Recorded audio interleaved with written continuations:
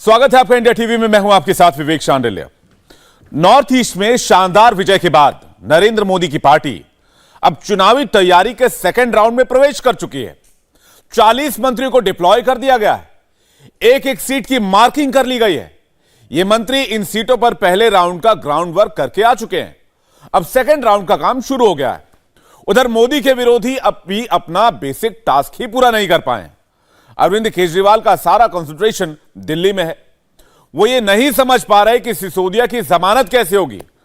कांग्रेस के मल्लिकार्जुन खड़गे इस बात को लेकर परेशान हैं कि उनकी पार्टी ब्लॉक लेवल तक कैसे पहुंचे। राहुल गांधी एक बार फिर पेगासस के चक्कर में परेशान है। उन्हें अपने फोन में जासूसी की चिंता सता रही है। लेकिन मोदी के सारे सिपाही ग्राउंड पर हैं, ऑन द स्पॉट हैं। प्रधानमंत्री का डायरेक्ट मैसेज क्या है? 24 घंटे के लिए मोदी की फुल प्रूफ प्लानिंग क्या है? सब कुछ समझिए इस रिपोर्ट के जरिए।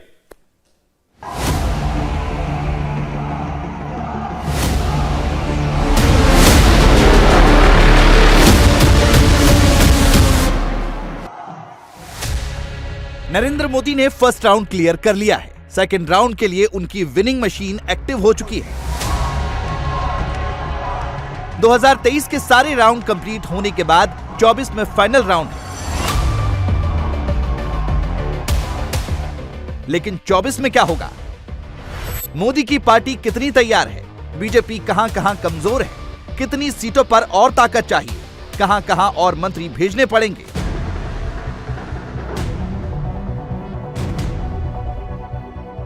सारी प्लानिंग कंप्लीट है, स्ट्रैटेजी फाइनल है, डिप्लॉयमेंट हो चुका है। कमजोर सीटों पर मोदी सेना हो गई रवाना।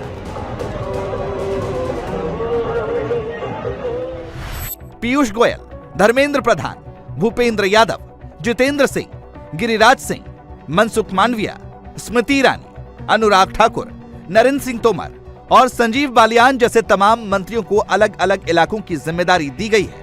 कमजोर सीट को कैसे मजबूत किया जाता है, इसे छिंदवाड़ा के सैंपल से समझिए। गिरिराज सिंह यहां पिछले 3 दिनों से फुल एक्शन में है।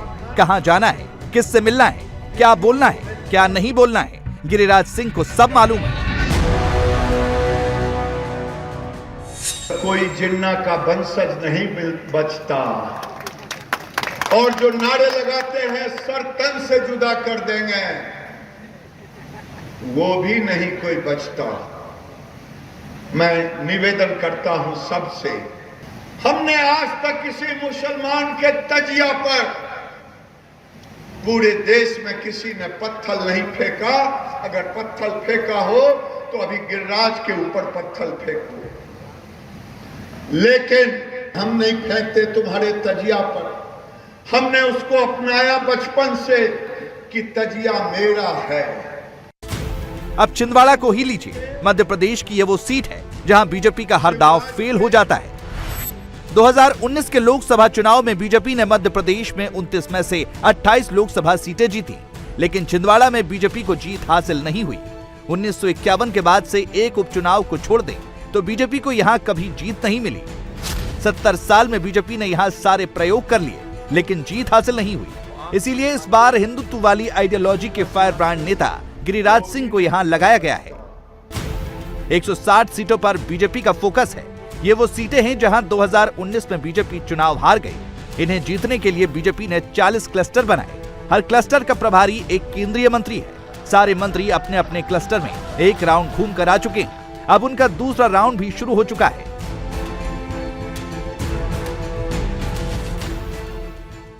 बीजेपी ने जिन 160 अपेक्षाकृत कमजोर सीटों का चयन किया था, उन्हें क्लस्टर में बांटकर 40 केंद्रीय कैबिनेट मंत्री के ऊपर उसके सुपरविजन की जिम्मेदारी दी गई थी। मंत्री गए, ग्राउंड रिपोर्ट लिया, हालात का अध्ययन करके ये तय किया कि किन किन मुद्दों के सहारे किस कम्युनिटी में कैसे पैठ बनाई जा सकती है, वहाँ के मुद्दे क्या होने चाहिए, उन मुद्दों को एड्रेस करने के लिए पार्टी की क्या रणनीति होनी चाहिए, सोशल मीडिया की टीम को कैसे काम करना चाहिए। इन सारी रणनीति को बनाने के बाद लोकल टीम को टास्क दिया गया और अब जब मंत्री एक बार फिर से दूसरे फेज में वहाँ पर जा रहे हैं तो उस दिए गए टास्क का फीडबैक ले रहे हैं कि पार्टी की प्रगति कैसी है और आगे और क्या कुछ किया जाना बाकी है। इन 160 सीटों की मार्किंग बहुत पहले हो चुकी है। इनमें उत्तर प्रदेश की 14 सीटें, पश्चिम बंगाल की 24 सीटें, महाराष्ट्र की 18 सीटें, तेलंगाना की 14 सीटें, ओडिशा की 11 सीटें, बिहार की 10 सीटें, झारखंड की 2 सीटें, गुजरात की 5 सीटें, आंध्र प्रदेश में 11 सीटें और तमिलनाडु में 8 सीटों पर इस बार बीजेपी पूरा जोर लगा रही है। लेकिन कई राज्य ऐसे हैं जहां एक एक सीट के लिए बीजेपी एड़ी चोटी एक कर रही है।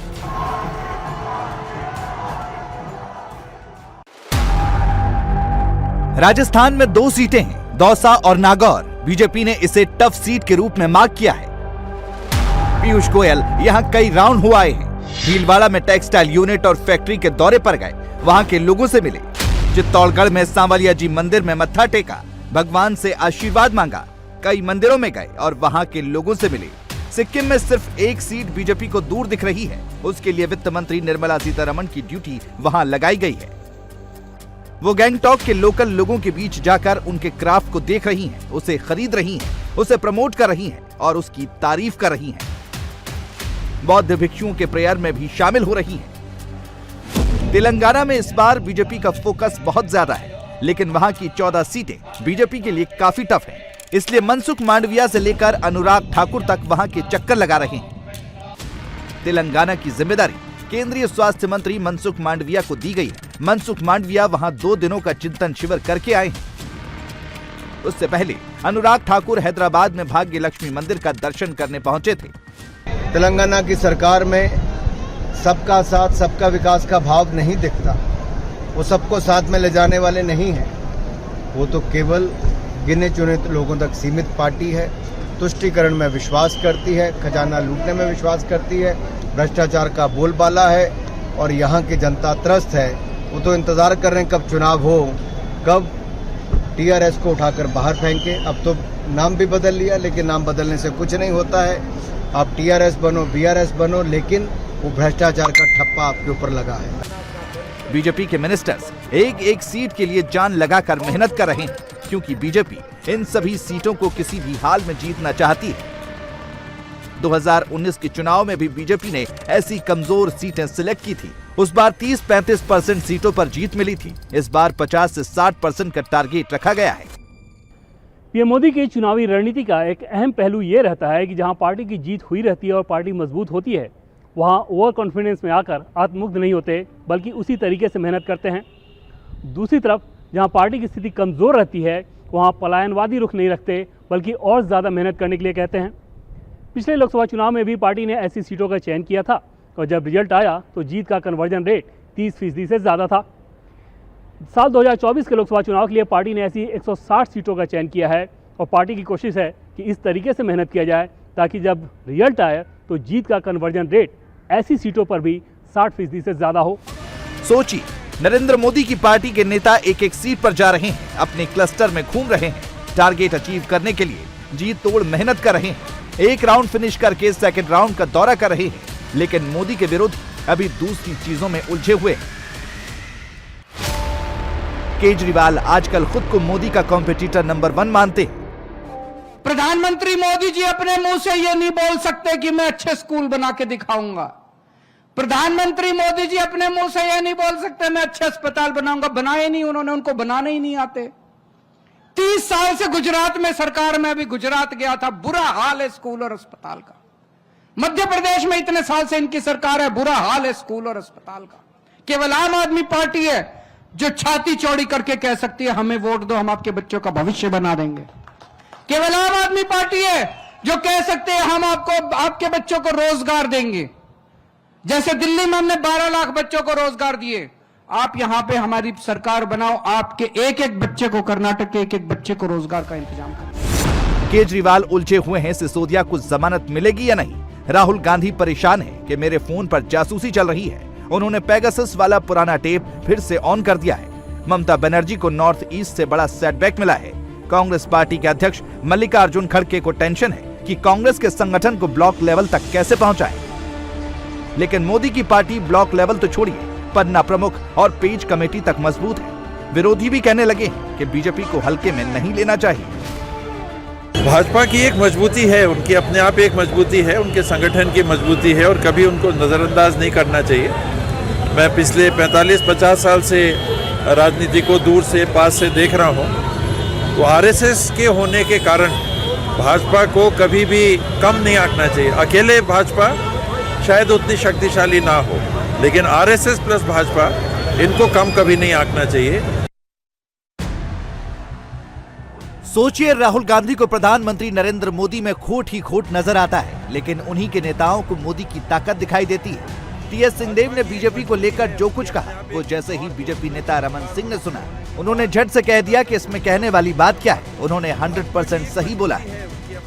बिल्कुल ठीक कहा है, और ठीक इसलिए कहा है कि पूरे देश का नतीजा दिखा रहा है कि देश में किस प्रकार नतीजे आ रहे हैं। नॉर्थ ईस्ट में चमत्कार होने के बाद उत्तर दक्षिण पूरब पश्चिम में भारतीय जनता पार्टी फहरा रहा है, और आने वाले समय में 4 राज्यों में चुनाव है, चारों राज्यों में भारतीय जनता पार्टी की सरकार बनेगी। टीएस सिंहदेव जी का कहना बिल्कुल सही है। भारतीय जनता पार्टी कमजोर नहीं है, मजबूती के साथ पूरे देश में और छत्तीसगढ़ में आगे बढ़ेगी।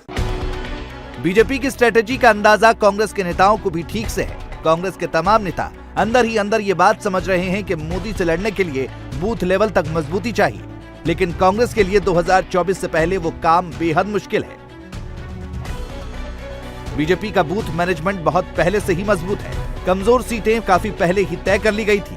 मंत्रियों की तैनाती वहां कई महीने पहले की जा चुकी है। मंत्रियों के पहले राउंड के दौरे के बाद रिपोर्ट भी आ गई है। अब तमाम मंत्री दूसरे राउंड के लिए निकल चुके हैं। ये सारे मंत्री सरकार की पॉलिसीज को लोगों तक पहुंचा रहे हैं, अलग अलग कम्युनिटी में एक्सेस बना रहे हैं। उनका रिस्पॉन्स क्या है, उसका फीडबैक दिल्ली जाकर शेयर कर रहे हैं। जहां जहां लग रहा है कि अभी और ताकत झोंकनी है, वहां वहां और मिनिस्टर्स का डिप्लॉयमेंट किया जा रहा है। दिल्ली से भी विरोधियों पर हैमरिंग की जा रही है।